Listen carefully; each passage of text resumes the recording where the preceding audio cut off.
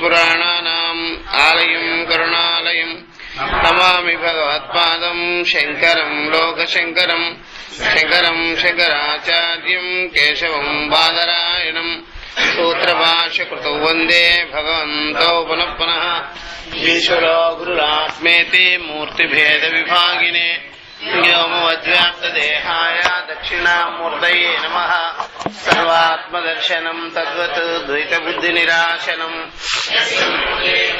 సిద్ధిః తస్మై శ్రీగురవే నమః బ్రహ్మానందం పరమసుఖదం కేవలం జ్ఞానమూర్తిం ద్వంద్వాతీతం గగనసదృశం తత్వమస్యాదిలక్ష్యం ఏకం నిత్యం విమలమచలం సర్వదీ సాక్షిభూతం భావాతీతం త్రిగుణరహితం సద్గురుం తన్నమామి. ఓం శ్రీ గురుభ్యో నమః. హరి ఓం.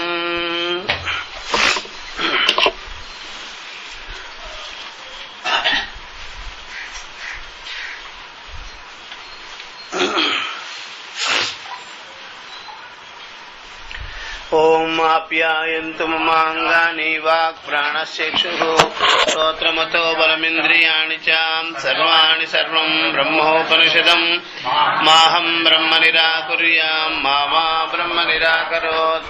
అనిరాకరణమస్తు అనిరాకరణం మే అస్తు తదాత్మని నిరతేయ ఉపనిషత్సు ధర్మాస్తే మయి సంతు తే మయి సంతు. ఓం శాంతి శాంతి శాంతి. హరి ఓం. శ్రీ గురుభ్యో నమః. హరి ఓం.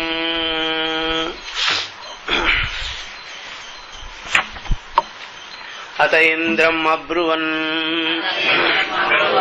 మఘవన్యేతద్విజానీః కిమేతద్యక్షమితి తథేతి తదభ్యద్రవత తస్మాత్ తిరోధతే. కాబట్టి ఈ ప్రకారంగా సంవాద మాత్రానికి కూడా అవకాశం ఇవ్వకుండా ఆ యొక్క బ్రహ్మము అదృశ్యమైపోయాడు. అంటే మనసు యొక్క స్వరూపం మాత్రమై మిగిలిపోయాడు. మనసుకి ఇంద్రియాదులు భేదము, ఇంద్రియాలకి విషయము భేదము, మనసుకి ఆత్మ చైతన్యము ప్రతిగాత్మ అభేదం. కాబట్టి మనసు ఎప్పుడైనా అహమస్మి అని తెలుసుకోవాల్సిందే గాని మమాత్మ అని తెలుసుకోవాల్సిందే గాని మత్స్వరూప అని తెలుసుకోవాల్సిందే గాని ఆ హక్కు ఇంద్రియాదులకి ఉండవు. ఆ రకమైన అపరోక్షమైనటువంటి అనుభవ జ్ఞానం ఇంద్రియాలకు ఉండవు. ఇంద్రియాలకి అలా ఉండినట్లయితే అది మనసు అవ్వాలి. ఆ ఇంద్రియాలు ఏమవ్వాలి? మనసు అవ్వాలి. కాబట్టి ఇన్ని మనసులు ఎక్కడా ఉండవు. కాబట్టి అసలైనటువంటి పెత్తనం కరణం అనేది, అంతఃకరణం అనేది, లోపలగా ఉండే కరణము ఒక్కటే ఉంటుంది. కాబట్టి అనేక కరణాలు ఉండవు. ఒక్క కరణమే అంతఃకరణం. ఇంద్రియాలు, దేహానికి అమర్చబడిన ఇంద్రియాలు అనేకం ఉంటాయి. పంచజ్ఞానేంద్రియాల పంచకర్మ. కాబట్టి సహజంగానే వాటికి శబ్దాది విషయాలే కరెక్ట్. అంతఃకరణానికి చూసారా, అన్నిటినీ గ్రహించుకునేవాడు తనకంటే అన్యమైనది ఏదీ లేనే లేదు. కాబట్టి విషయపరంగా ఇంద్రియ పరంగా ఉండకుండా స్వాత్మపరంగా ఉండడము,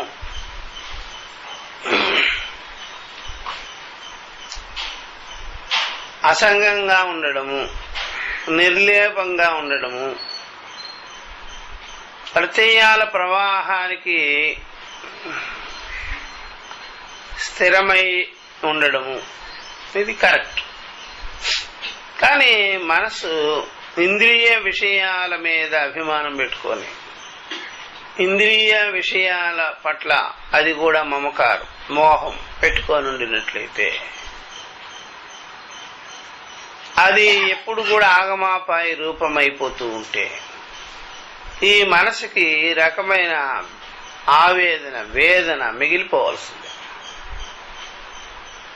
అందువల్ల మనసు ఎప్పుడు కూడా మూల కారణం కాబట్టి, అంతఃకరణం కాబట్టి, అన్నిటికీ అది ప్రభువు కాబట్టి, శాసకుడు కాబట్టి, అంటకుండా ఉంటే మంచిది.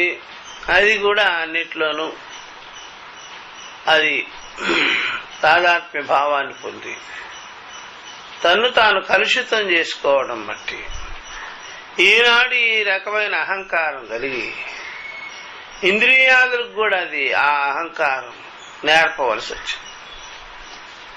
ఇంద్రియాలకు కూడా దాని యొక్క అహంకారము, దాని ప్రభావం పడవలసి వచ్చింది అన్నిటి మీద.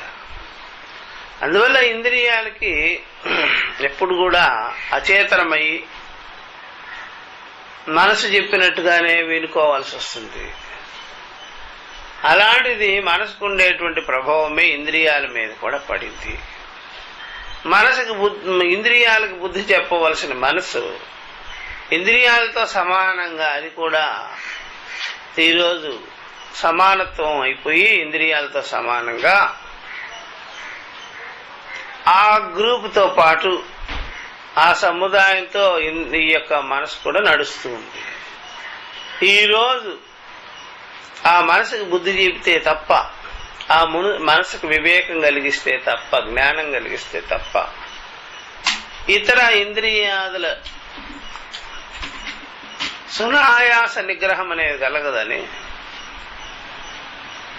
ఇప్పుడు ఈ యక్ష రూపంలో ఉండేటువంటి బ్రహ్మము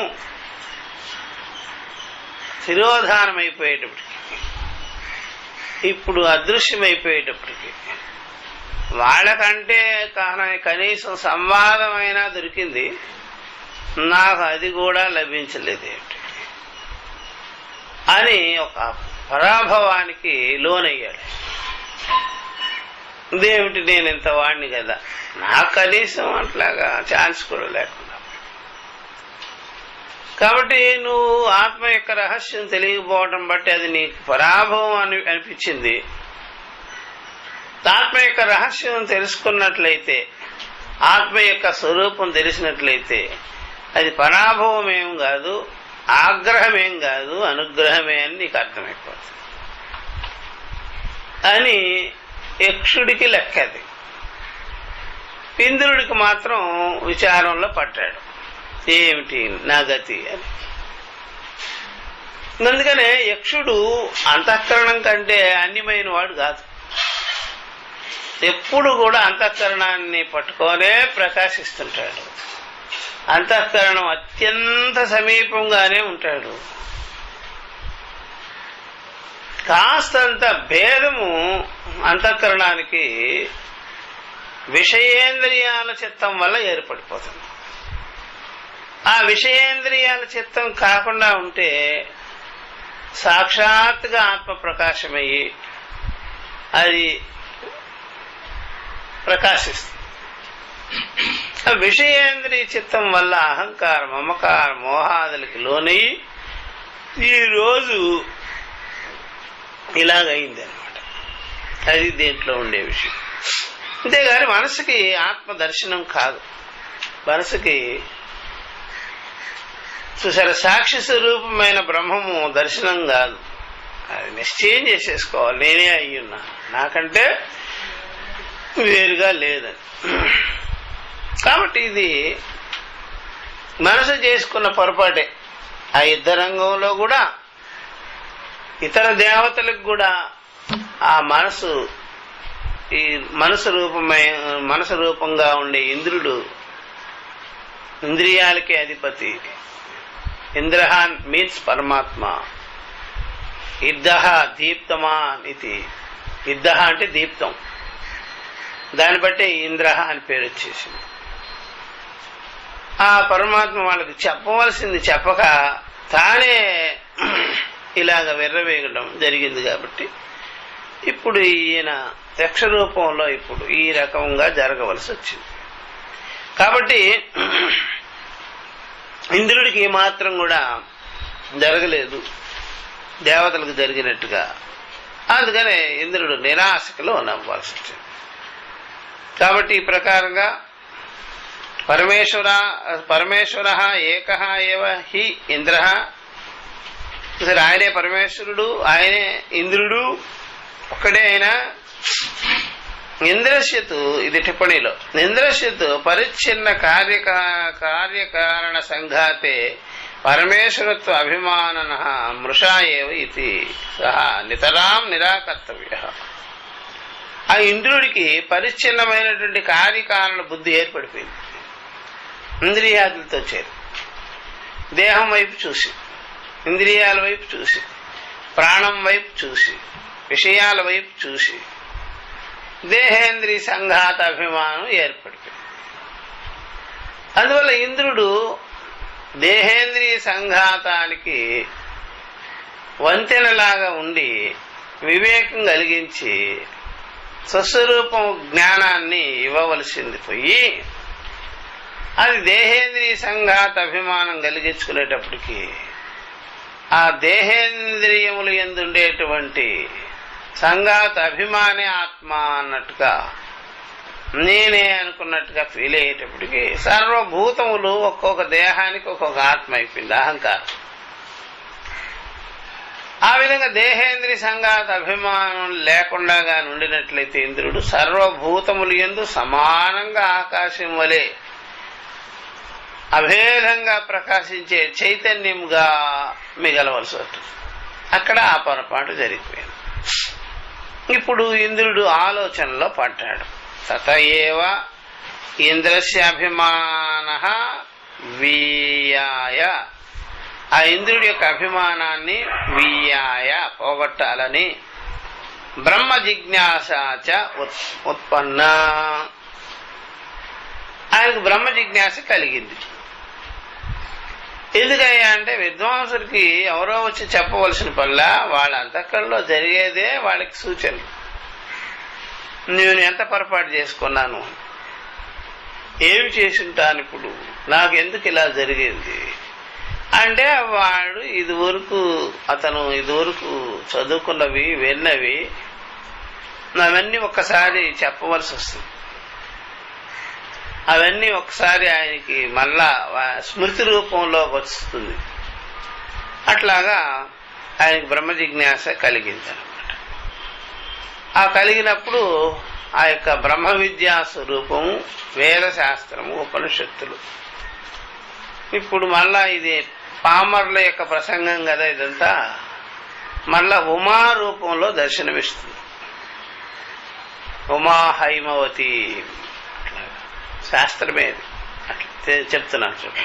ఇది పామర్లకు చెప్పేటప్పుడు నామరూపాలుగా చెప్పవలసి ఉంటుంది కాబట్టి అలాగా చెప్పారు. సహా తస్మిన్నేవ ఆకాశే శ్రియం ఆజగామాం బహుశోభమానాం ఉమాం హైమవతీం తాం హోవాచ కిమేతద్యక్షమితి. కాబట్టి ఈ ప్రకారంగా సహ తస్మిన్నేవ ఆకాశే, అట్టి ఆకాశము యందు, అది హృదయాకాశమే. ఆలోచనలో పడ్డాడు కదా, చింతనలో పడ్డాడు కదా. ఆ విధంగా అట్టి ఆకాశం ఎందు, ఏ ఆకాశం ఎందైతే ఆయన అదృశ్యమయ్యాడో అక్కడ శ్రీయం ఆ జగామా, శ్రీ రూపంలో శ్రీమూర్తి ఆవిర్భావం అయింది. శృతి అన్నమాట, అట్లా పేరు పెట్టి పిలిచారు, శృతి, వేదమాత. అట్లా ఈ విధంగా ఆ విధంగా కనిపించి బహుశోభమానాం ఉమాం హైమవతి, బాగా అనేక రకాలుగా ప్రకాశిస్తున్నటువంటి ఆమె హైమవతి ఇలాగా నిలబడి తాం హోవాచ, నువ్వెవరు అని అడిగితే కిమేతద్ యక్షమితి, నేను యక్షుణ్ణి అని చెప్పుకుంది. దీనికి భాష్య తద్యక్షం యస్మిన్ ఆకాశే ఆకాశ ప్రదేశే అట్టి ఆకాశ ప్రదేశమందు అవకాశాన్నిచ్చే హృదయాకాశమెందు ఆత్మానం దర్శయిత్వా తిరోభూతం. స్వస్వరూప మాత్రంగా ఆయన నిలబడిపోయి యక్ష రూపంలో కనిపించకుండా ఉండిపోయాడు. ఇంద్రశ్చ బ్రహ్మణ తిరోధాన కాలే యస్మిన్ ఆకాశే ఆసీత్. ఇంద్రుడికి ఈ విధంగా ఆ బ్రహ్మము అదృశ్యమైపోయేటప్పుడు, కనిపించకుండా పోయేటప్పటికి, స్వరూప మాత్రంగా నిలిచిపోయేటప్పటికి అక్కడే ఆ ఆకాశం ఏందే నీలాగా ఉన్నది. చూసారా, విద్యారూపిణి హైమవతి. ఇలాగా సహ ఇంద్ర తస్మిన్నేవ ఆకాశే తస్థౌ కిం తద్యక్షం ఇది ధ్యానం. ఈ యక్షుడు ఎవడై ఉంటాడు, ఏమై ఉంటుంది ఇది అని ధ్యానించుకున్నాడు, ఆలోచన చేశాడు, విచారం చేశాడు. ఈ యక్షుడు ఎవరై ఉండాలి, ఏమై ఉండాలి అని. నా నివవృత్తే అగ్నియాదివత్. అగ్ని మొదలగు దేవతల్లాగా ఆయన అక్కడి నుంచి పరాభవానికి గురైనట్టుగా అక్కడి నుంచి మరలా తిరిగి వెళ్ళిపోలేదు, ఆలోచన చేశాడు. కాబట్టి ఇంద్రుడు కాబట్టి, విద్వాంసుడు కాబట్టి, ఇతనే ముఖ్యుడు కాబట్టి ఇలాంటి వాళ్ళు ఎప్పుడు కూడా ఆ జిజ్ఞాసని వ్యక్తం చేసుకోవాలి కానీ అక్కడ తెలియకపోయేటప్పటికీ వెనక్కి వెళ్ళిపోకూడదు. వెనక్కి వెళ్ళిపోతే ఇంద్రియ స్థానాల్లో ఉండాల్సి వస్తుంది. ఇతను వెనక్కి వెళ్ళిపోకుండా అక్కడే నిలబడి కానీ ఉండినట్లయితే మనోస్థానంతోనే ఉండాలి. అర్థమైందా? అట్లా అందుకని జనాలందరూ కూడా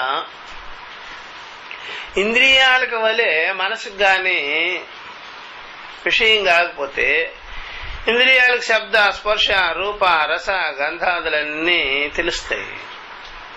అలాగా మనసుకు తెలియకపోతే, అది కూడా వెళ్ళిపోతే ఇంద్రియ స్థానాన్ని అధిరోహించాలి. ఇంద్రియ స్థానానికి లోబడి ఉండాలి. ఇంద్రియాల వలె ప్రవృత్తి ఉండాలి దానికి. అందుకని జనాలకి ఎక్కడైతే కనిపించే చోటైతే వస్తారు, ఉంటారు, కనిపించిన చోటైతే వెళ్ళిపోతుంటారు. అంటే వాళ్ళంతా ఏ స్థాయిలో ఉన్నారో ఇంద్రియ స్వభావం కలిగి, ప్రవృత్తి కలిగి ఉన్నారనమాట. కాబట్టి వాళ్ళ యొక్క మెంటాలిటీ అంతా ఇంద్రియ మెంటాలిటీ అనమాట. అందుకనే వాళ్ళు ధ్యానము ఏదో చేసి కూడా ఇంద్రియాల యొక్క స్వభావాన్ని, గుణాన్ని, ఆ జ్ఞానాన్ని పొందాలనుకుంటారే గాని ఇప్పుడు చెప్పినట్టుగా కాదు. అందుకనే ఇంద్రియాల స్వభావమే కలిగి ఉండవలసి వస్తుంది మనసు కూడా ఆ పని చేస్తే. కానీ అది ఈ ఇంద్రుడు అయినటువంటి మనోమాత్రుడు, అంతఃకరణ ధర్మం కలిగిన వాడు, బుద్ధి ధర్మం కలిగిన వాడు అలా చేయలేక నిలబడి విచారంలోకి వెళ్ళిపోయాడు. అందువల్ల ధ్యానం ఇది ధ్యానం. ఎవరా ఆ యక్షుడు, ఎవరా యక్షుడు? ఇప్పుడు ఈ ధ్యానం ఏంటండి అంటే పరిప్రశ్న రూపేణ ధ్యానము, విచార రూపేణ ధ్యానము, యుక్తి రూపేణ ధ్యానము చేశాడు. అంటే ఎవరది అని మనస్సుతో బాగా మననాదుల్ని చేశాడనమాట. అంతేగాని ఈ ధ్యానము మనకి అధ్యాత్మ విషయాలలో ఉంది. ఇది అన్వయ వ్యతిరేకాలతో చేసుకునేది. అలాగే ఇది కర్తృతంత్ర రూపమైన ధ్యానం అయిపోకుండా వస్తుతంత్ర రూపాన్ని ధ్యానం చేస్తే మంచిది. అది మనకి అంత ఉన్నదనమాట. ఉపనిషత్తులో చాలా వాక్యాలు వస్తుంటుంది, ఇది ఏమై ఉండొచ్చు అని మననాదులు చేసుకుంటే, యుక్తికి పొందుకుంటే, శృతి తర్కాన్ని ఆశ్రయిస్తే మంచిది అవుతుంది. ఏమి బ్యాక్గ్రౌండ్ ఏమి లేకుండా, మెటీరియల్ ఏమి లేకుండా ఏదో వస్తుందిలే అని అంతఃకరణాన్ని పట్టుకొని, మనసును పట్టుకొని అలా అనుకుంటే అది కర్తృతంత్ర రూపమైన వస్తుంది అంటే అది, ఏదో తోస్తుంది అంటే అది. శృతి యుక్తిని పట్టుకొని, శృతి బోధన పట్టుకొని విచారించటం అంటే వస్తువు చిక్కింది, ఆల్రెడీ వస్తువు మననమయ్యింది. అది మంచిది. ఇది ధ్యాయన్ నా నివృతే అజ్ఞాదివతు. ఆ దేవతల్లాగా ఈయన వెళ్ళిపోలే. దశయేంద్రశయక్షే భక్తిం బుద్ధ్వా విద్యా ఉమారూపిణి ప్రాదుర్అభూత్ శ్రీరూప. కాబట్టి ఆ ఇంద్రుడికి యక్షుడి మీద ఉండేటువంటి ఆ భక్తిని, విశ్వాసాన్ని, ఆ అచంచలమైనటువంటి దృష్టిని తెలుసుకున్నటువంటి ఆ విద్యారూపమైనటువంటి ఉమా, ఉపనిషత్, శృతి వెంటనే ఆయనకి అంతఃకరణంలో మంచి మంచి ఆలోచనలంతా ఇచ్చింది అన్నమాట. అందుకని ఇదివరకు విన్నాడుగా, పెద్దల దగ్గర సాంగత్యం ఉంది కదా, అట్లా స్మృతి రూపంలో వచ్చింది ఇలాగ విన్నవన్నీ. ఆ ఉపనిషత్తులో విన్నప్పుడు మనం ఏమిన్నాం, ఈ ఉపనిషత్తులో విన్నప్పుడు మనం ఏమిన్నాం, ప్రజాపతి దగ్గర మనం ఎలాగా విచారం చేసేవాళ్ళు, అవన్నీ ఒక్కసారిగా ఆ విద్యా చర్చలన్నీ ఆయనకి ఒకసారి డిస్ప్లే లాగా అనిపించాయి, మనసుకొచ్చింది. సహ ఇంద్రహాతాం ఉమాం బహుశోభమానానాం. అటువంటి శృతిమాత ఉమా అనేక రకాలుగా శృతి చేత ప్రతిపాదింపబడినటువంటి అనేక విషయాలతో గోచరమానమవుతున్నటువంటి ఆ విద్యా స్వరూపిణిని ధరించుకొని చూశాడు అంతఃకరణం. ఎవరు? ఇంద్రుడు. ఎప్పుడైనా సరే ఈ మాటలన్నీ నామరూపాలుగా ఉండినట్లయితే పామరుడికి చెప్పింది, నన్ను అన్వయం ఇలాగే చేసుకోవాలి. అట్లా అందువల్ల ఎప్పుడైనా సరే ఇది బాగా దీంట్లో అర్థం పట్టుకుంటే ఇప్పుడే, అర్థం పట్టుకోకుండా వాళ్ళలాగా మనం ఆ కథనే రిపీట్ చేసుకోవాలంటే అది ఎప్పుడు, అర్థమైతే ఇప్పుడే, కథే కావాలనుకుంటే ఇంకెప్పుడో అర్థం. అట్లా సహ ఇంద్రః తాం ఉమాం బహుశోభమానానాం సర్వేషాం హి శోభమానానాం శోభనతయా విద్య. అందరికి ఇది ఆ విద్య ఆనందాన్ని కలుగుతుంది, శోభాయమానంగా అనిపిస్తుంటుంది. ఆ విద్య అనేక విషయాల పట్ల చర్చ చేసింది. అది కర్మ, ఉపాసనలు, విద్య, జ్ఞానం మీద అట్లా ఆ విధంగా ఉంది శృతిమాత. తదా బహుశోభమానాః ఇది విశేషణం ఉపపన్నం భవతి. అట్లాగే చెప్పాలి, ఆ విశేషణాలతోనే చెప్పాలి శృతిని, వేదాన్ని. అట్లా హైమవతీం హేమకృతాభరణవతీం ఇవ బహుశోభమానానాం. ఆ యొక్క సువర్ణం చేత తయారు చేయబడినటువంటి ఆభరణాదుల వలె ఆ శృతి వాక్యాలన్నీ కూడా అత్యంత శోభాయమానంగా కనిపిస్తుంది, ప్రకాశిస్తుంది. అథవా లేక ఉమైవ హిమవతో దుహిత హైమవతి అని కూడా శంకర అట్లా చెప్పాడు. ఆ ఉమా అనేటువంటిది హిమవంతుడి యొక్క పుత్రిక కాబట్టి హైమవతి అని పేరు కలిగి ఉన్నది. నిత్యమేవ సర్వజ్ఞేన ఈశ్వరేణ సహా వర్తతే ఇది జ్ఞాతం సమర్థేతి తాం ఉపజగామ. కాబట్టి నిత్యం కూడా సర్వజ్ఞ స్వరూపమైనటువంటి ఆ జ్ఞానం చేత ప్రకాశితమవుతూ ఉంటుంది. కాబట్టి ఈ ప్రకారంగా జ్ఞాతం సమర్థ ఇది, తెలుసుకునేదానికి సమర్థత అనేటువంటిది ఈయనకి కూడా ఉన్నది. కాబట్టి తాం ఉపజగామ, ఆయన యందు ఆ విధంగా తోచింది. ఆ సర్వజ్ఞ కల్పుడు కాబట్టి, ఆయన సర్వజ్ఞ విద్యా స్వభావం కలిగిన వాడు కాబట్టి ఇంద్రుడు ఆయన యందు ఆ విధంగా ప్రకాశించింది, తోచింది. ఇంద్రస్తాం హ ఉమాం కిల ఉవాచ. ఆ ఇంద్రుడితో ఆ ఉమా శృతివాక్యం, శృతిబోధ ఇలాగని వాచ పప్రచ్చ బ్రూహి కిమే తద్దర్శయిత్వా తిరోగభూతం యక్షమితి. అప్పుడు ఆ ఇంద్రుడు వెంటనే ఆ విధంగా ఆ మనసులో కనిపించినటువంటి ఆ యొక్క ఉమాదేవిని పరామర్శించాడు. ఎవరై ఉండొచ్చు అంటారు అని శృతిలో వెతుక్కోవాల్సిందే. మనకి ఏమైనా ఇన్ఫర్మేషన్స్ కావాలంటే వెబ్సైట్లోకి వెళ్ళిపోతాము. అలాగా శృతి యొక్క తాత్పర్యం అంతా ఆవిష్కారమైంది కాబట్టి వాళ్ళల్లో వాళ్ళు వెంటనే ఆ విద్యని చూసుకుంటే చాలు, విద్యారూపాన్ని చూసుకుంటే చాలు.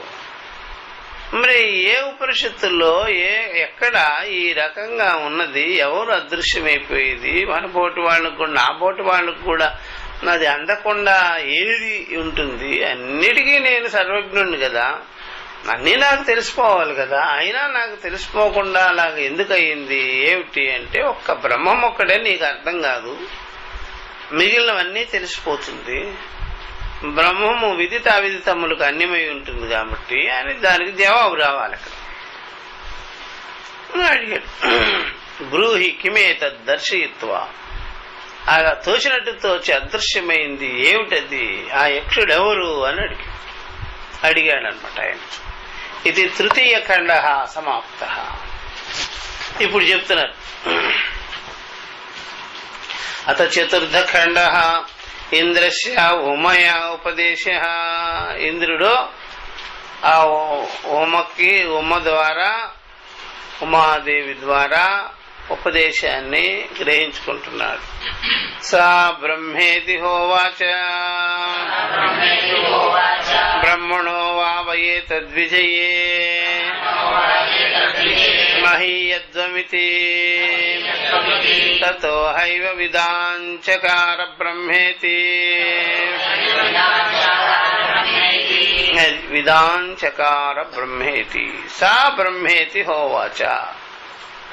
అట్టి ఉమా రూపంలో ఉండే బ్రహ్మము చెప్తుంది, అది బ్రహ్మమే అని, విద్యారూపంలో ఉండేది. ఇది ఇప్పుడు ఎప్పుడైనా సరే చూసారా, ఆ విద్యారూపమే ఇంద్రుడితో మాట్లాడగలుగుతుంది. బ్రహ్మస్వరూపము తానై ఉంటుంది, అదే ఇంద్రుడే అయి ఉంటాడు. అందువల్ల విద్వాంసులకి ఎప్పుడు కూడా ఏమిటి వాళ్ళకి కనెక్షన్, సంబంధం ఏమిటాయి అంటే విద్య. ఉపనిషత్తులే విద్వాంసులకి సంబంధం, ఉపనిషత్తులే విద్వాంసులకి సంబంధం.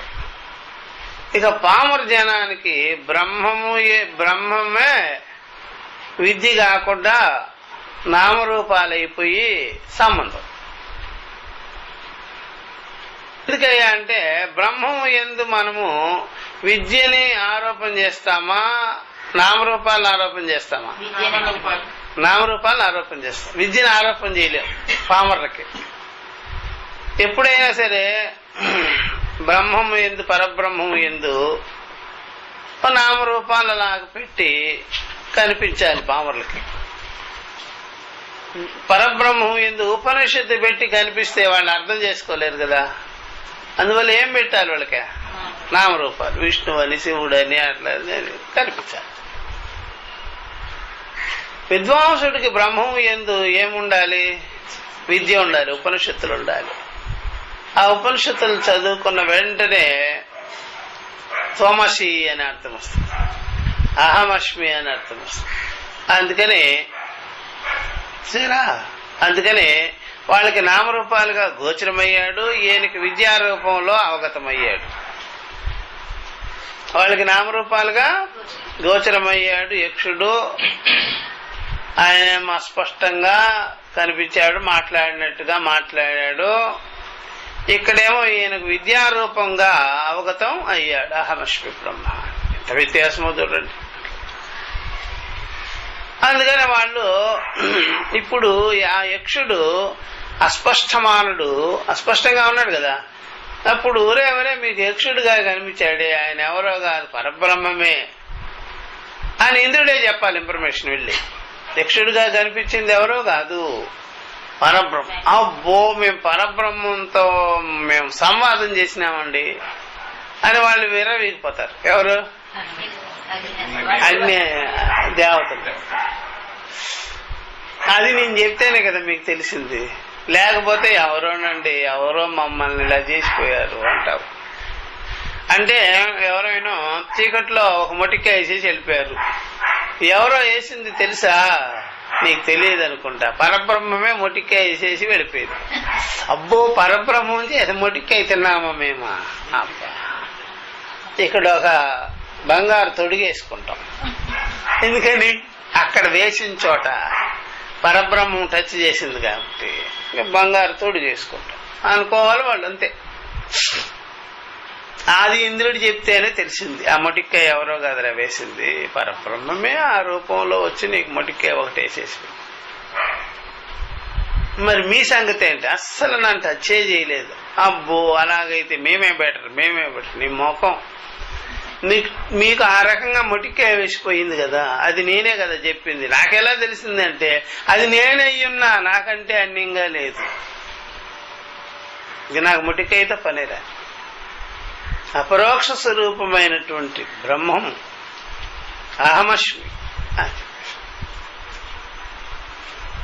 అప్పుడు మీ దగ్గర ఇదివరకు ఇంద్రుడి రూపంలో మొటిక్కాయలు తిన్నాము, ఇప్పుడు పరబ్రహ్మం రూపంలో మొటిక్కాయలు తినవలసి వచ్చింది అనుకున్నారు ఎవరో. అది అప్పుడు ఇట్లా అన్నాము, ఇప్పుడు కూడా ఇట్లా అంటున్నాం. అప్పుడు ఇంద్రుడిగా ఇట్లా అన్నాము, మీరు ఇప్పుడు పరబ్రహ్మంగా ఇట్లా అంటున్నాం. మరి అంతే మీ పని. అర్థమైందా? ఇట్లా కాబట్టి వాళ్ళకి పరబ్రహ్మ బోధ చేయవలసిన వాడెవరో, ఇదివరకు ఇంద్రుడిగా పని చెప్పవలసింది ఎవరో ఇంద్రుడే చెప్పాడు. ఇదివరకు శాసనాలు ఎలా చేయాలరా, పరిపాలన ఎలా చేయాలి, మీ పనులు ఎలా చేసుకోవాలని ఇదివరకు చెప్పేవాడు. ఇప్పుడు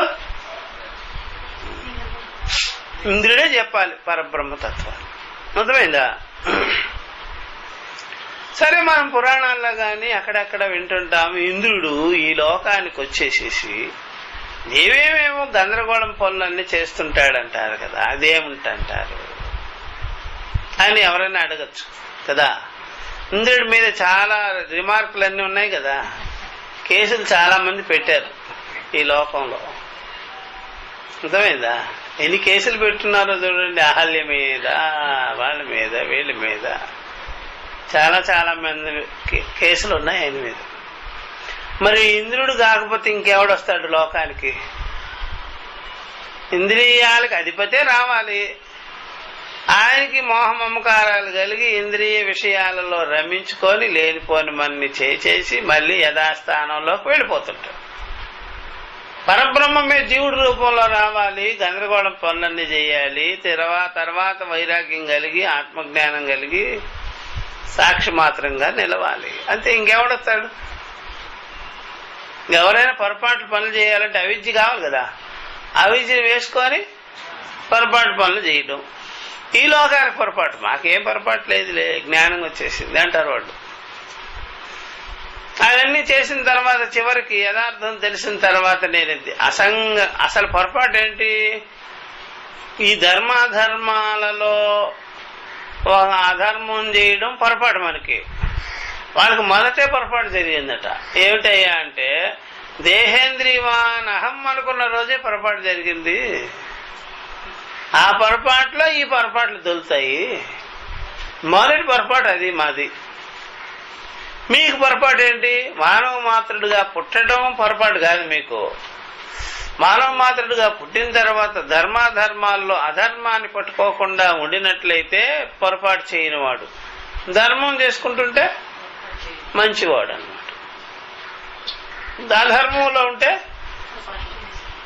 చెడ్డవాడు, పొరపాటు చేసి. మాకేంటయ్యా అంటే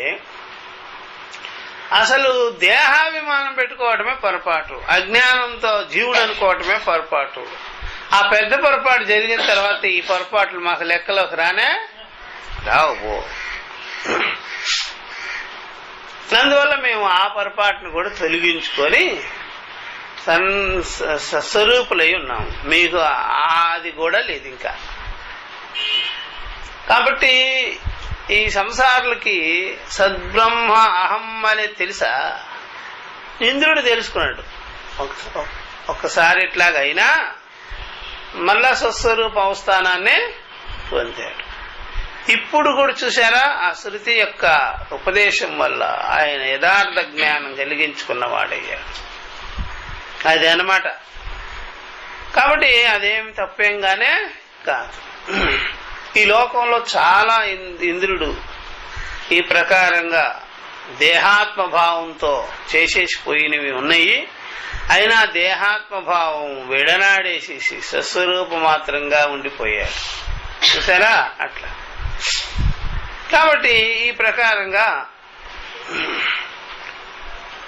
చూసారా, అహల్యని శాపం పెట్టినవాడు పొరపాటు చేశాడు. అహల్య కూడా ఆ శాపాన్ని తన మీద వేసుకొని నేను ఇట్లాగ అయిపోయాను చాలా పొరపాటు అయింది కూడా అనుకునేది కూడా పొరపాటు చేసేసింది. ఈ రెండిటిని మానాపమానాల్ని తీసి పారేసిన వాడు రాములు వారు పరబ్రహ్మ. అజ్ఞాని తీసి పారేసిన. అట్లా అనుకోవద్దు, వానికి సరే బుద్ధి లేదు మీ ఆయనకి, నీకు కూడా బుద్ధి లేదా, నువ్వు రాయిలాగా ఉండవలసిన పని లేదు, చేతనంగా ఉండవచ్చును, దేహాత్మభావంతోనే ఉన్నాననుకోవద్దు, అవన్నీ వదిలేసేసి లేనిపోనివన్నీ అని బుద్ధి చెప్పేసినాడు ఇద్దరికి. అది అనమాట. మళ్ళా సచేతనంగా అయింది. లేకపోతే అచేతనంగా బుద్ధి లేకుండా అట్లాగే అదే భావంతో నలిగిపోతూ కృషిస్తూ కుళ్ళిపోతూ ఉండవలసిన పని లేదు. అదేమి లెక్క చేసుకోవచ్చు. విద్యతే హృదయ గ్రంథి చిద్యంతే సర్వ సంశయ. అలా కూర్చుంటావేంటి, డల్ అయిపోవద్దు లే అని. అది అంతేగాని వేరే ఉద్దేశంగానే కాదు. అందువల్ల ఎన్నో రకాల మిస్టేక్స్ అన్ని వస్తుంటాయి దేహానికి, మనసుకి, ఇంద్రియాదులకి. అవన్నిటికి మనం సాక్షి మాత్రంగా నిలబడినప్పుడు అవన్నీ కొట్టుకుపోతాయి. అవన్నీ ఏమైపోతాయి, కొట్టుకొని వెళ్ళిపోతాయి. బాగా గుర్తుపెట్టుకోవాల్సి. కాబట్టి ఈ ప్రకారంగా ఆ ఇంద్రుడు స్వరూప జ్ఞానం కలిగించుకొని ఇట్లాగా ఉన్నాడు. సా బ్రహ్మేతి హోవాచ. ఈ ప్రకారంగా నేను బ్రహ్మము. హా కిల బ్రహ్మణో వై ఈశ్వరస్య ఏవ విజయే. అయితే మరే ఇది బాగా గుర్తు పెట్టుకోండి. ఎప్పటికైనా సరే మహనీయులకంతా కూడా ఉపనిషత్తుల్లో శాస్త్రములు ఎందు ప్రసిద్ధమైనటువంటి విషయం ఇది. బ్రహ్మ విజయమే గాని ఇది ఇంద్ర విజయము, దేవతల విజయముగానే కాదు. అన్నిటికీ సర్వభూతస్థమైనటువంటి సాక్షి స్వరూపమైనటువంటి ఆయన యొక్క సత్తా మాత్రం చేతనే ఏదైనా జయాపజయాలన్నీ కూడా జరగవలసి ఉంటుంది. అన్నిటికీ అదే అధిష్ఠితమై ఉన్నది.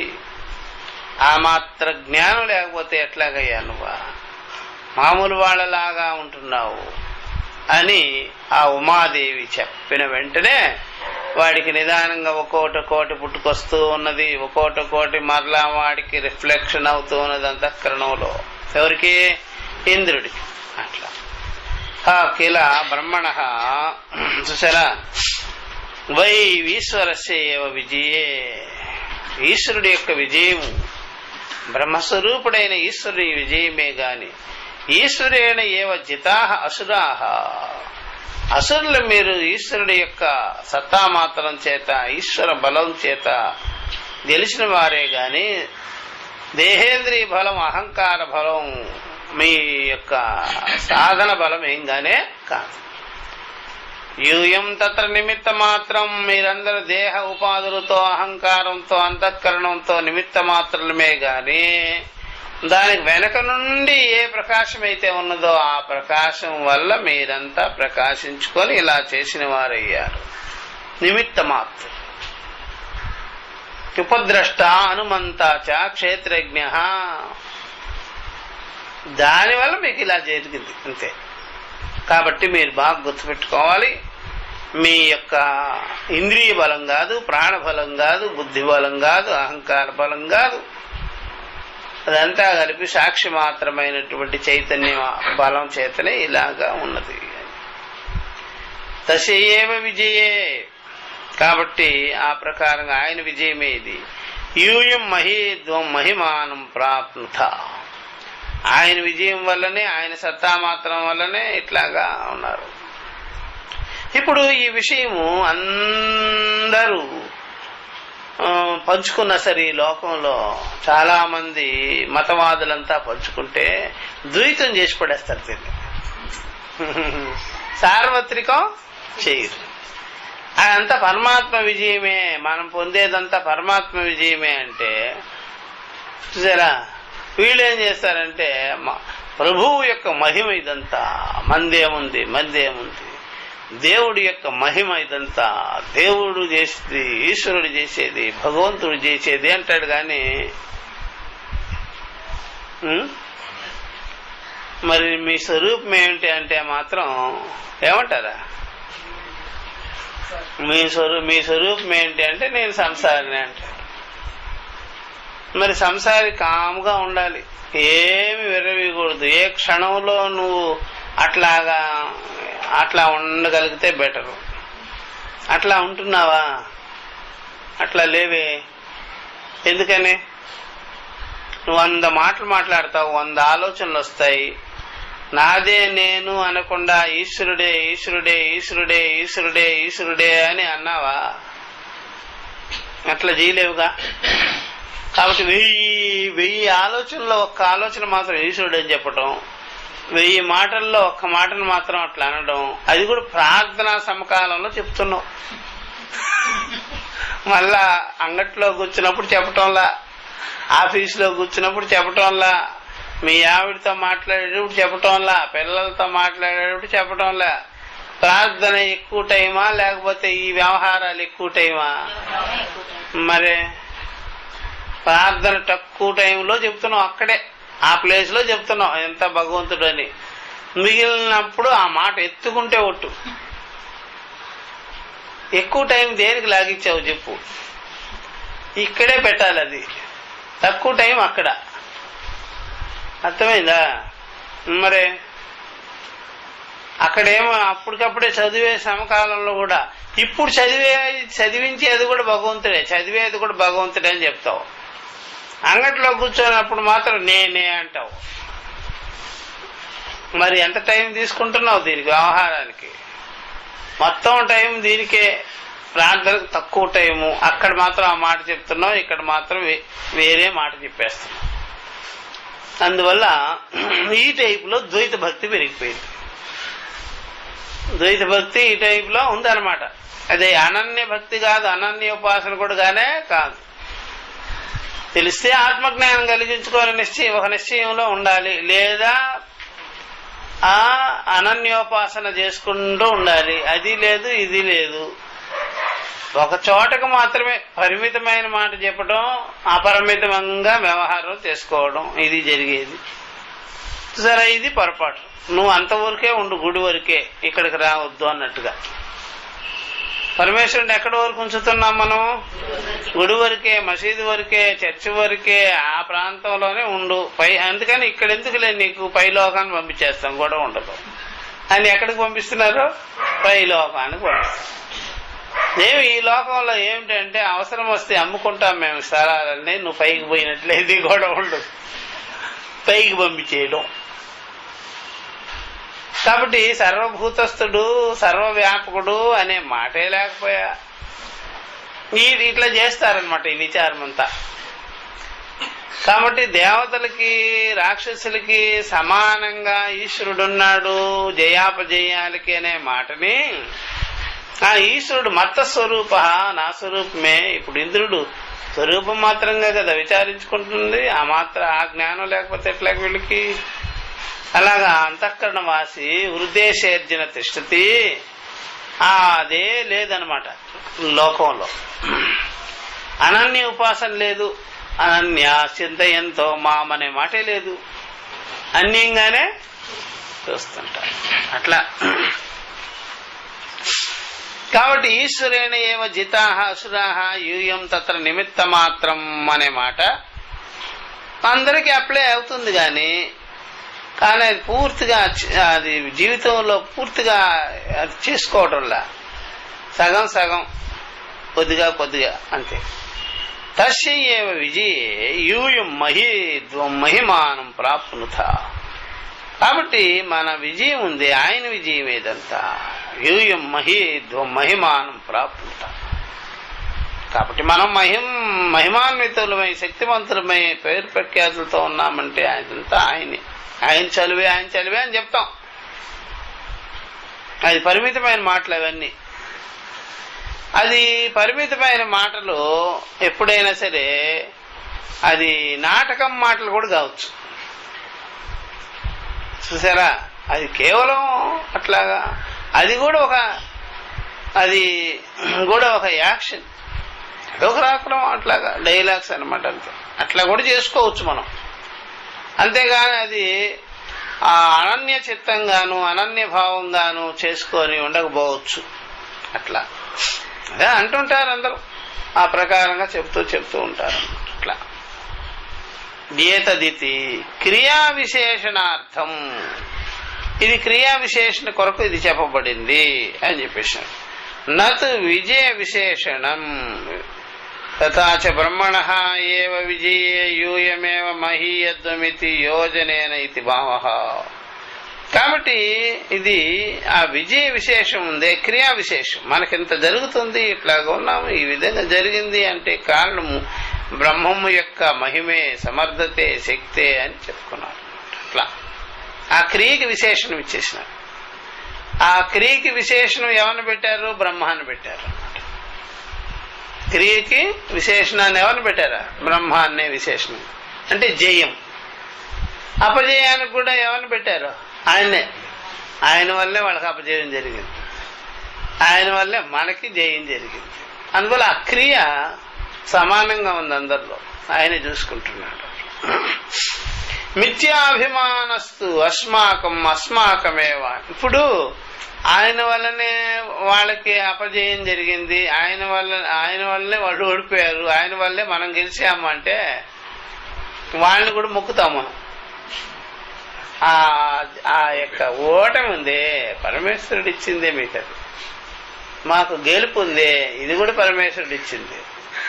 ఆ పరమేశ్వరుణ్ణి ఆ విధంగా మేము మీ దగ్గర చూస్తున్నాం, మా దగ్గర చూస్తున్నాం. అట్లాగా తెలియడం చాలా కష్టం. ఏకపక్షం చేసుకుంటారు. లేకపోతే పరమేశ్వరుడు విజయాన్ని అందించేవాడే పరమేశ్వరుడు అని అనుకుంటే మీకు తిక్క కుదిరిందిరా అని అనుకుంటా. మీకు ఇచ్చింది కూడా ఆయనే, మాకు ఇచ్చింది కూడా ఆయనే. కాబట్టి మీ దగ్గర ఉన్నాడు, ఇప్పుడు కూడా ఓటమిగా ఉన్నాడు మీ దగ్గర, మా దగ్గర జయంగా ఉన్నాడు, ఆయనే ఉంటాడు అని ఉండాలి కదా. ఉండదు జనానికి, అది కూడా తెలియదు. అప్పుడు ఇది తెలియకపోవటం బట్టి రాగద్వేషాలు వస్తున్నాయా లేదా? మరి రాగద్వేషాలు వస్తున్నాయి, భేదం చూస్తున్నావు. మిథ్యాభిమానస్తు యుష్మాకం అస్మాకమేవాయం విజయ అస్మాకమేవాయం మహిమా ఇది అని. ఈ మిథ్యాభిమానం కలిగిన వాళ్ళే, తప్పు తెలివి కలిగిన వాళ్ళే, దేహేంద్రియ భావం కలిగిన వాళ్ళే, పరిచ్ఛిన్న భావం కలిగిన వాళ్ళే, మేము వేరు మీరు వేరు అనే భావం కలిగిన వాళ్ళే, మా వైపే ఉన్నాడు దేవుడు, మీ వైపే దెయ్యాలు ఉన్నాయి అనే భావం కలిగిన వాళ్ళే విరవీగిపోయారు. వీడి వైపు దేవుడట, వాళ్ళ వైపు లేరట, వీడి వైపే అన్ని, వాళ్ళ వైపు ఏమీ లేదు అనడం బట్టి పొరపాటు. అస్మాకమేవాయం విజయ, మాదే విజయము, మాకే దేవుడు, మీకు లేడు అన్నట్టుగా. అప్పుడు రెండు జీల్చాల్సి వస్తుంది, దేవుడు రాజ్యం, దయ్యం రాజ్యం. అట్లాగే రెండు ఉండవు కదా. పరిపూర్ణంలో చరాచరములు ఎందు సర్వవ్యాపకం ఎందు ఇద్దరు ఉండేదానికి లేదు. అప్పుడు ఇద్దరు అవుతారు, మరి లేకపోని గొడవలని. కాబట్టి ధర్మాధర్మాలకు ఒక్కడే ఉండాలి, పుణ్యపాపాలకు ఒక్కడే ఉండాలి, మంచి చెడులకి ఒక్కడే ఉండాలి, లాభ నష్టాలకు ఒక్కడే ఉండాలి. వాడు మేనేజ్ చేయగలుగుతాడు. ఒకవైపే ఉన్నాడు అనుకోండి ఆయన, ఇంకొక వైపు మేనేజ్ చేసేదానికి ఎవడు. మనకి గొడవలే, ఆయనకి కూడా గొడవలే. అది అట్లా అయిపోతుంది. ఒకడే ఉన్నాడు అనుకోండి, మనకి రెండో తెలుస్తుంది. మన దగ్గర ఉండే దుర్గుణాలకి ఈయన వేరే అయినా, ఈ దుర్గుణాలను పోషించేవాడు ఒకడు. మంచి గుణాలు ఉన్నాయనుకోండి, సద్గుణాలు, దీనికేమో ఒక దేవుడు అంటే ఇద్దరు చేరాల్సి వస్తుంది మన దగ్గర. అట్లా కుదరదు కదా. ఒకే అంతఃకరణం ఉంది, ఒకే ఇక్కడ ఉండేది ఆత్మ ఒక్కటే ఉంది, కర్త ఒక్కటే ఉండేది, ఇద్దరు లేరు. కాబట్టి పాత్రధారి ఒకడు, పాత్రలు అనేకం. అట్లా తస్మాద్ వాక్యాత్ తస్మాద్ ఉమా వాక్యాత్ ఏవ విధాంచకార బ్రహ్మేతి ఇంద్ర అవధారణాత్ తతో హైవ ఇతి న స్వాతంత్ర్యేణ.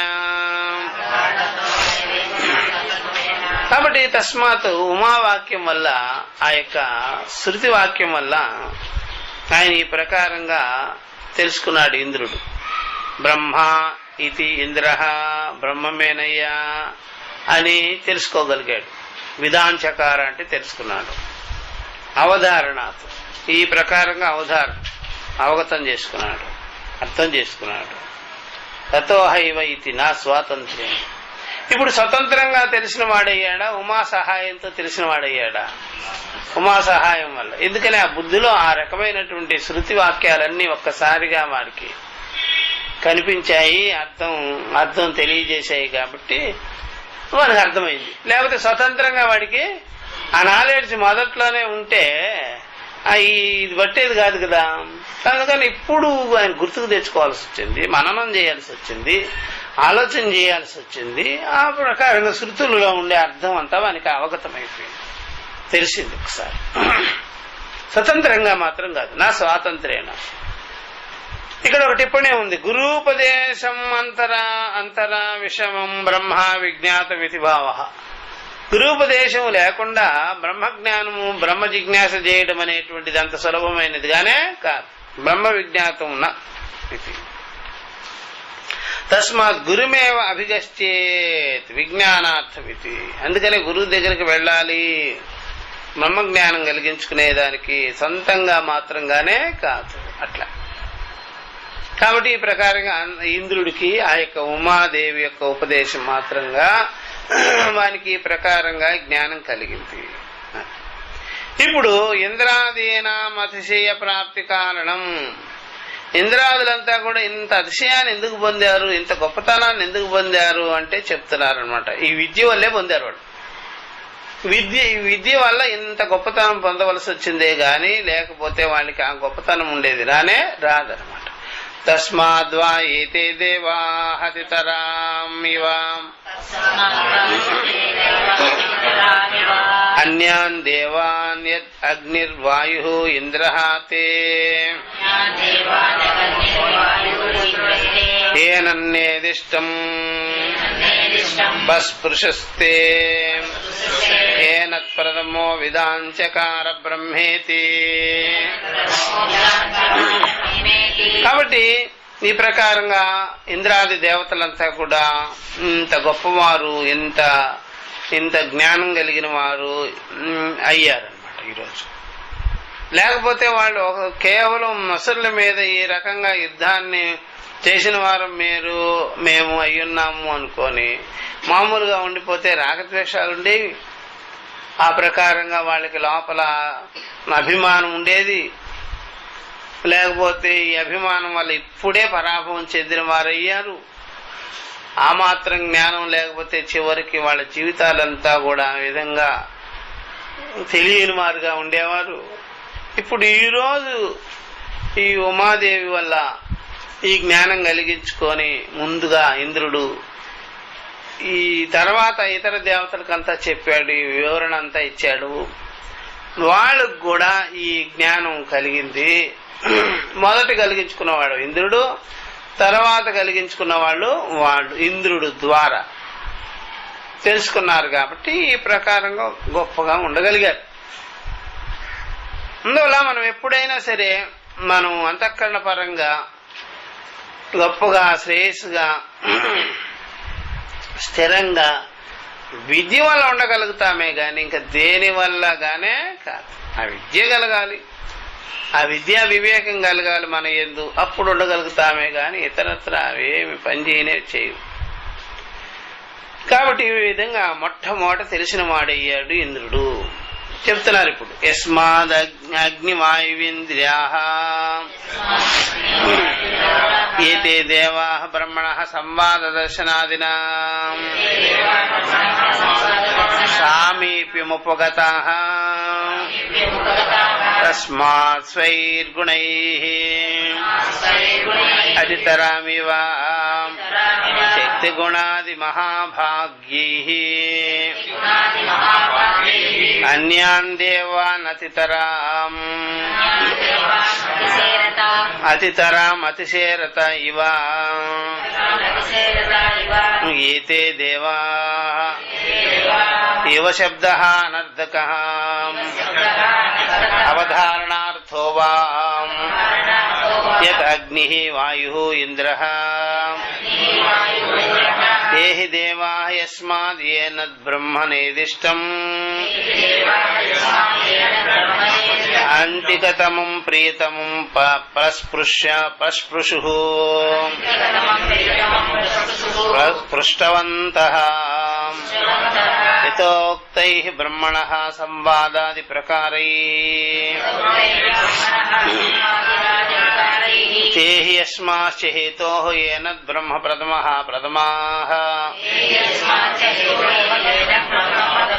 ప్రధానాః సంతః ఇతి ఏతత్ విదాంచకార విదాంచక్రుః ఇతి ఏతద్ బ్రహ్మేతి. కాబట్టి ఈ ప్రకారంగా బ్రహ్మజ్ఞానస్య దృష్టం ఫలం, ఆ దృష్ట ఫలం ఉంది కదా, బ్రహ్మజ్ఞాన ఫలం దృష్ట ఫలం అంటే ఇక్కడే సద్యోఫలమై ఉంది, స్వాత్మజ్ఞాన ఫలమైంది, జీవన్ముక్తి ఫలమై ఉన్నది అని. ఏదైనా సరే జగత్తులో మనకి అదృష్ట ఫలాలే ఉంటాయి, దృష్ట ఫలాలు ఏమి ఉండవు, అదృష్ట ఫలాలే ఉంటాయి. మనం దృష్ట విషయమపి అదృష్ట ఫలమే, దృష్ట విషయం కూడా అదృష్ట ఫలమే. ఈ బ్రహ్మజ్ఞానం ఒక్కటే దృష్ట ఫలం. మిగిలిన దృష్టాదృష్టములు అనుకునే మనము అదంతా కూడా దృష్టం కూడా అదృష్టమే, దృష్టం కూడా అదృష్టమే మనకి. చూసారా, అదేంటండి అట్లాగంటారు, దృష్టం కూడా అదృష్టం. ఎందుకని అని చెప్తే ఎప్పుడైనా సరే బాగా గుర్తుపెట్టుకోవాల్సింది, ఓ డబ్బాలో ఎప్పుడైనా సరే ఏదైనా ఉంటుంది అనుకోండి, అది చేసుకొని తిన్నప్పుడే కదా మీకు ఆ ఫలము. ఆ డబ్బాలో అలా పెట్టుకొని మినపప్పు అలా పెట్టుకొని కూర్చోండి, అది దృష్ట ఫలమా అదృష్టమా? చేసుకోలేకపోతున్నా చేసుకుంటే గారెలు అప్పుడు, ఇప్పుడు కాదు కదా చేసుకునేది, మీకు ఓపిక ఉండాలి అప్పుడు కదా, అప్పుడు అది ఫలం, అప్పుడు అదృష్టమేది. సరే తిన్న తర్వాత అది జీర్ణం కావాలి కదా, దృష్టమా అదృష్టమా?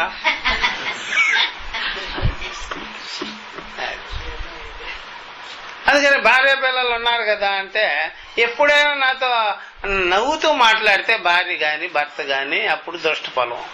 ఎప్పుడు చూసినా మొహం మార్చుకొని ఉంటే ఇప్పుడు కాదు నాకు పని ఉంది అని చెప్తుంటే అల్లు నోట్లో అది. అట్లాగా బంధువులైనా అంతేనండి బాబు, మన బాగున్నారు ఇప్పుడు బాగుంటారు వాళ్ళు. దృష్ట ఫలాలు ఏముంది చెప్పండి, నా దురదృష్టమే దృష్టఫలం. అందువల్ల బ్రహ్మజ్ఞానం ఒకటే దృష్టఫలం. నిత్యము సాక్షి మాత్రంగా, స్వరూప మాత్రంగా, దృక్స్వరూపంగా, అహమస్మిగా ప్రకాశిస్తూ ఉంటుంది. 3 అవస్థల్లో సాక్షిగా ఉంటుంది. భార్య గాని, బిడ్డలు గాని, బంధువులు గాని, వస్తువులు గాని, వాహనాలు గాని, శరీరం గాని దృష్టఫలమే కాదండి. ఏమో అదృష్టఫలం. మన ముందే ఉంటాయి అన్ని, నగలన్నీ ఉన్నాయి, దృష్టఫలమే కాదు. అది వేసుకున్నప్పుడే లాకర్లో ఉన్నాయి, అదృష్ట ఫలమే. అది సంగతి అర్థమైందా? అందువల్ల మనకి చెప్పేటువంటి దృష్టం అనుకునేది కూడా అదేమైంది. అందువల్ల ఇప్పుడే దృష్ట రూపంలో కనిపించేవి కూడా దృష్టమే. అట్లా కొడుకున్నాడు అంటాం, ఎక్కడ? అమెరికాలో వచ్చినప్పుడు కదా దృష్టం. అన్నీ అంతే, అన్నీ అంతేనండి. అట్లా కాబట్టి ఈ ప్రకారంగా ఇలాగా తస్మాత్ అగ్ని వాయు ఇంద్రాహ ఏతే దేవాహ బ్రహ్మణ, ఆ యొక్క వాళ్ళు ఆ దేవతలందరూ బ్రహ్మం దగ్గరకు వెళ్ళి సంవాద దర్శనాది, సంవాదము దర్శనం, ఒకరితో సంవాదమైంది, ఒకరికి దర్శనమైంది.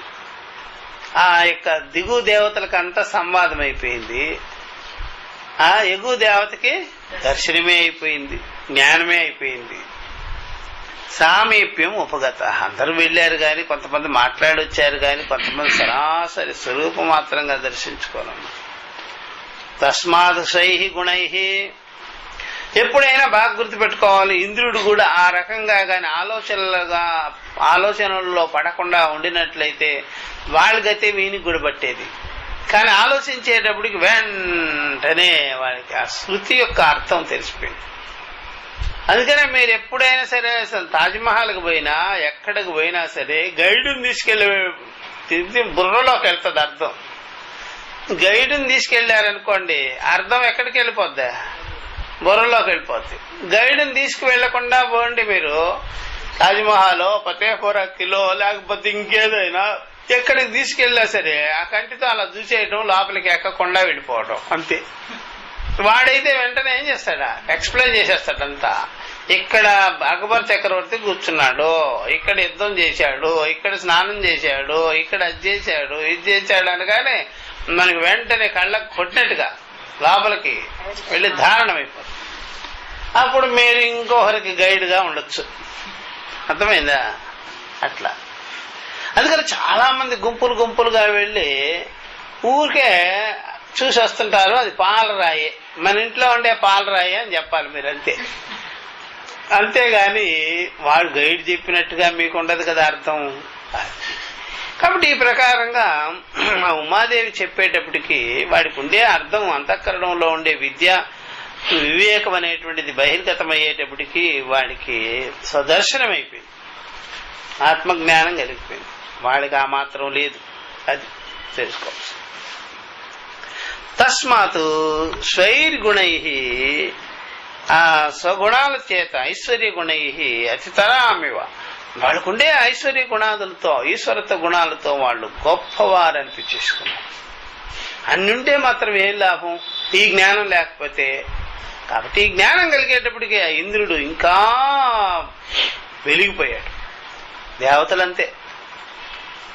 అతితరామివ శక్తి గుణాది మహాభాగ్యే, చూసారా?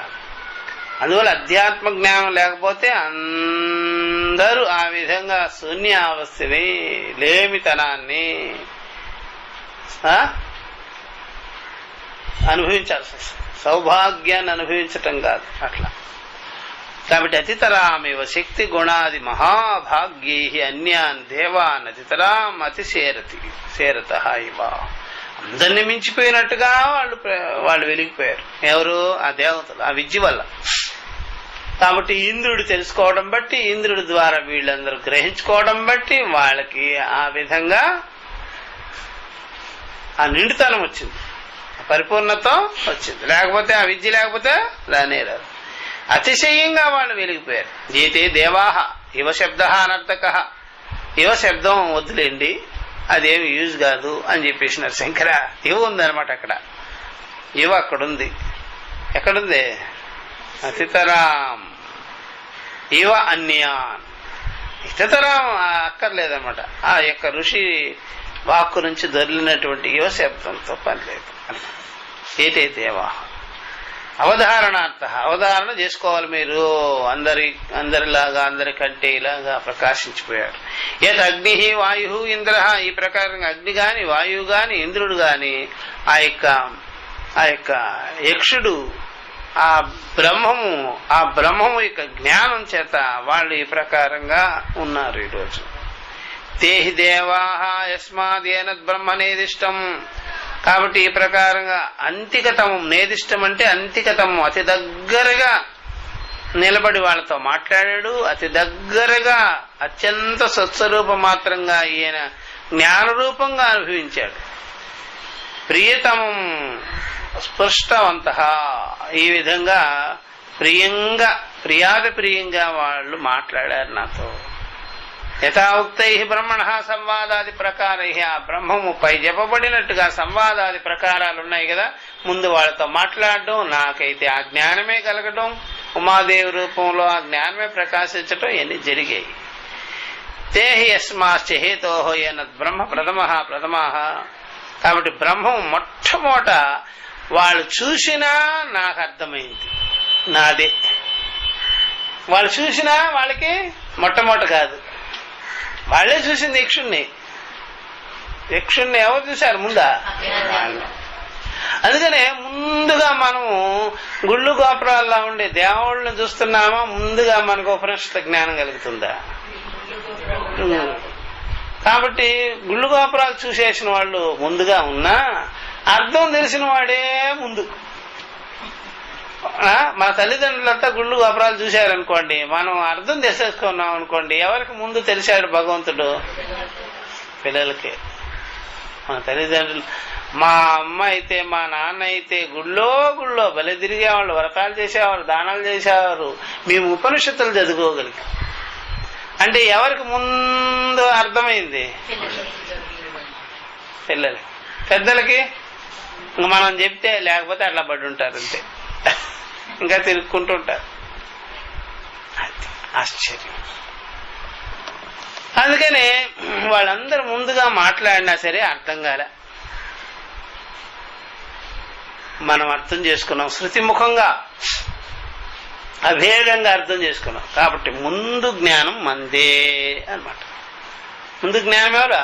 మందే. అట్లా ఒకడు ముందుగా ఆ విఐపి దర్శనం చేసుకొచ్చేస్తాడు వెంకటేశ్వర స్వామి, ఇంకోడేమో బయట గట్టి మీదే కూర్చో ఉంటాడు. మీరెప్పుడు పోతారు దర్శనానికంటే? అక్కర్లేదు బరా, ఇక్కడే చూసేసుకున్నాను, నాది ఇంకా విఐపి కాదు కదా, 10 వీలు కలిపితే ముందు విఐపి మాది. అదేమిటయ్యా? అహమష్మి, నాకంటే పరమాత్మ వేరుగా లేదు బా అని చెప్పేసి. అర్థమైందా? నువ్వు అన్న కాళ్ళకు బుద్ధి చెప్పావు, కష్టపడ్డావు, నేను అదేమి లేకుండా జ్ఞాన మాత్రంగా స్వరూప మాత్రంగా దర్శించుకునే ఉన్నా పరమాత్మను, నేనే అయ్యున్నా అని. కాబట్టి ముందుగా ఇలాగా తెలుసుకున్నవాడయ్యాడు. యస్మాశ్చేతోహో ఏనద్ బ్రహ్మ ప్రథమః, ముందుగా తెలుసుకున్నవాడు. ప్రధానాః సంతః ఇది ఏతత్ విదాంచకార. కాబట్టి ఈ దేవతలే ముందుగా తెలుసుకున్నవారయ్యారు. ఆ దేవతల్లో ముందుగా ఎరిగిన వాడెవరు? ఇంద్రుడో. విదాంచకార, విదాంచక్రుహు ఇది ఏతద్ బ్రహ్మేతి. చూసారా?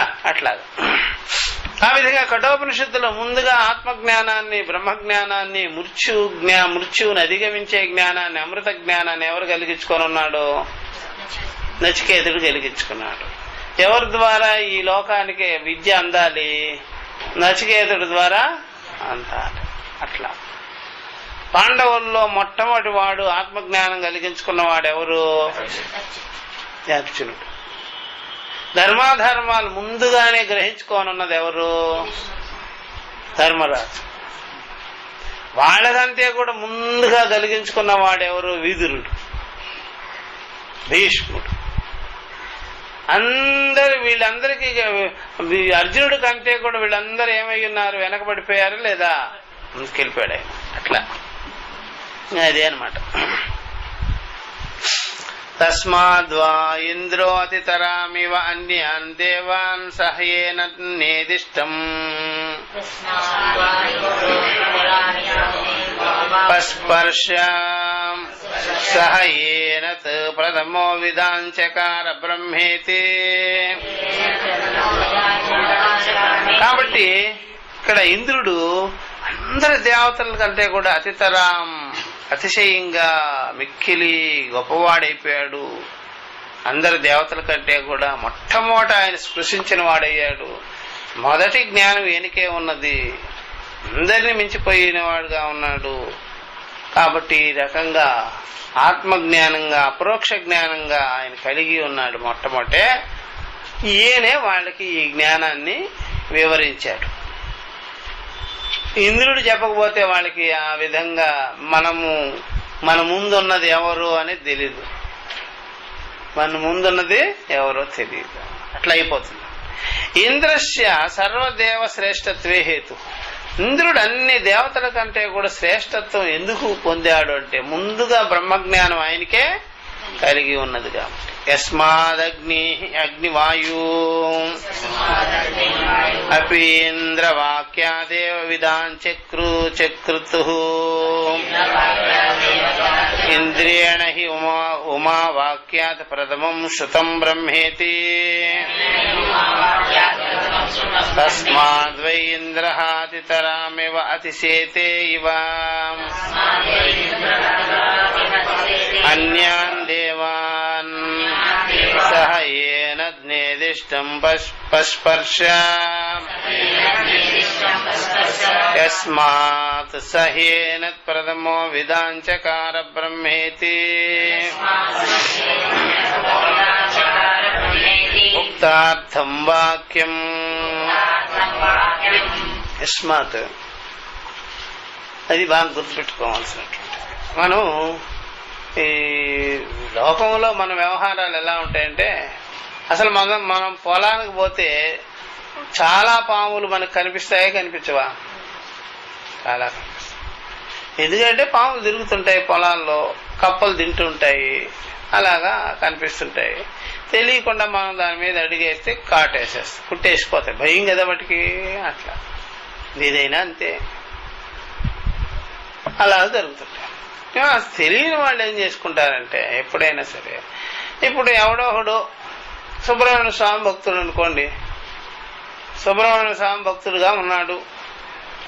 ఆ భక్తుడుగా ఉండేటప్పుడు ఒకసారి ఆయన ఇంటి దగ్గర ఉండగా గట్టు మీద కూర్చోవాలంటే పాము వచ్చేసింది.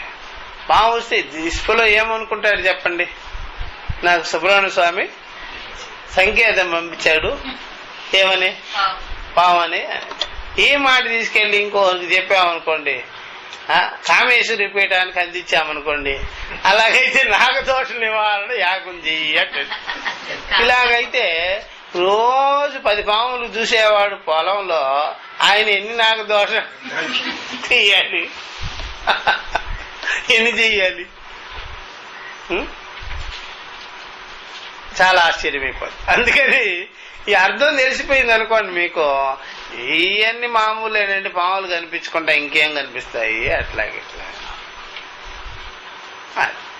అది ఒక పురుగు అండి, అది అక్కడ తిరుగుతాయి, కప్పల కోసం తిరుగుతాయి, అంతేగాని ఇంకోటిగానే కాదు. లేకపోతే ఈ తతంగం అంతా ఉంటుంది, లేనిపోయిన తతంగం అంతా ఉంటుంది. అట్లా అది బాగా గుర్తుపెట్టుకోవచ్చు. ఆ విధంగా మనము ఇట్లాగా అర్థం చేసుకోం, ఏవేవో గొడవ మనకి అట్లా. ఆ విధంగా కాబట్టి ఇలాగా ఇంద్రియేణ హి ఉమావాక్యాత్ ప్రథమం శృతం బ్రహ్మేతి. అక్కడ మొట్టమొదట ఆ యొక్క వాయువు అగ్ని వాళ్ళకంటే కూడా ముందుగా ఆయన ఇంద్రుడే తెలుసుకొని ఉన్నాడు కాబట్టి ఉమావాక్యం చేత, ఆ ఉమా శృతి వాక్యం వల్ల ఆయనే ముందు ఈ బ్రహ్మజ్ఞానాన్ని పొందినవాడు, కలిగించుకున్నవాడు కాబట్టి, అహమస్మి బ్రహ్మ అని తెలుసుకున్నాడు కాబట్టి ఆ దేవతల కంటే కూడా ముందుగా ఈయనే ఆ అతితరాం అందరినీ అతిక్రమించుకొని అతిశయంగా ఈయనే ఉన్నాడు. ఆ దేవతలకంతా కూడా శ్రేష్టత్వాన్ని ఈయనే పొందాడు అనమాట. వాళ్ళు పొందల ఆ ప్రకారం. ఎందుకని? వాళ్ళకి జ్ఞానం లేదని. అప్పుడు వాళ్ళకి సోపాధికమైన బ్రహ్మమా లేకపోతే నిరుపాధికమైన బ్రహ్మమా? సోపాధికమైన బ్రహ్మముగా వాళ్ళు తెలుసుకొని ఉన్నారు. ఆ విషయం కూడా ఈయన చెప్తేనే మాకేదో తోచింది, నీకేమో అదే అర్థమైపోయింది స్వరూపమాత్రంగా. కాబట్టి మీకు తోచింది ఏదో అనిపించింది అన్నారు కదా. కాబట్టి మీకు ఏదో అనిపిస్తుంది అంటే సోపాధికమే, సగుణమే. మాకేమిటంటే అర్థమే, అది ఎవరో కాదు, శృతి జ్ఞానం వల్ల మాకు స్వరూప జ్ఞానం అపరోక్ష జ్ఞానం కలిగింది కాబట్టి నిరుపాధికమైనటువంటి ఆత్మజ్ఞానం మాకు కలిగి ఉన్నది. కాబట్టి ఈ ప్రకారం గురూపదేశం వల్ల మాకు కలిగింది. అసలు నీకు సోపాధికమైన జ్ఞానం కూడా మేమే కలిగించాలి ఆ విధంగా, లేకపోతే నీకు ఇంకా సంశయంలోనే ఉండిపోతావు, ఎవరో ఎవరో ఎవరో అనుకొని. ఇలాగ ప్రత్యేగాత్మే బ్రహ్మం అని తెలుసుకున్నారు ఇంద్రుడు. వాళ్ళేమో ఏదో రకంగా మాకు ఆ విధంగా బ్రహ్మము ఆ విధంగా యక్షుడు రూపంలో తోచింది అని వాళ్ళు ఇలాగా ఉన్నారు. కాబట్టి అందరి దేవతల కంటే కూడా ముఖ్యమైన దేవతగా వెలిగిపోయాడు ఎవరో ఇంద్రుడు అని. అట్లా సహ ఏనత్ నేదిష్టం పస్పర్శ యస్మాత్ సహ ఏనత్ ప్రథమో విధాంచకార బ్రహ్మేది. మొట్టమొదటిగా తెలుసుకున్నవాడు ఆయనేనయ్యా ఉమావాక్యం చేత. కాబట్టి వాక్యార్థ జ్ఞానం చేత ఆయనే తెలిసినవాడుగా అయ్యాడు. కాబట్టి ఆ దేవతలకి గొప్పవాడుగా ఈయనే అయ్యున్నాడు అని అట్లా ఇదయింది. కాబట్టి బ్రహ్మణ ఉమా ఉపదేశ ఇట్లా ఉంది అనమాట. ఇది మనం చెప్తాం రేపు. దీనిలో ఆది దైవిక ఉపాసన, ఆధ్యాత్మిక ఉపాసన, ఆది భౌతిక ఉపాసన కూడా ఇంక్లూడింగ్ అన్ని వచ్చేస్తాయి. ఇది అందరికి పనికొచ్చే విషయంగా ఉంటుందన్నమాట. అది ఏమిటి, దాని సిస్టమ్ ఏమిటి అనేది చూసుకోవచ్చు. ఇలాగా ఉపాసన విధానం బ్రహ్మ జ్ఞాన విధానం అయిపోయింది. ఇంకక్కర్లే, ఇంక చెప్పవలసిన పనిలా ఉంటే ఇదే చెప్పాలి కాదు, అది దీంట్లో వస్తాయి. రేపు చెప్తాము. చెప్పిన తర్వాత మనము మరి ఇది రేపు పాట ఉంటుంది. మళ్ళా నెక్స్ట్ క్లాస్ మనము అదేంటి బృహదారణ్యకోపనిషత్తు స్టార్ట్ చేస్తాం.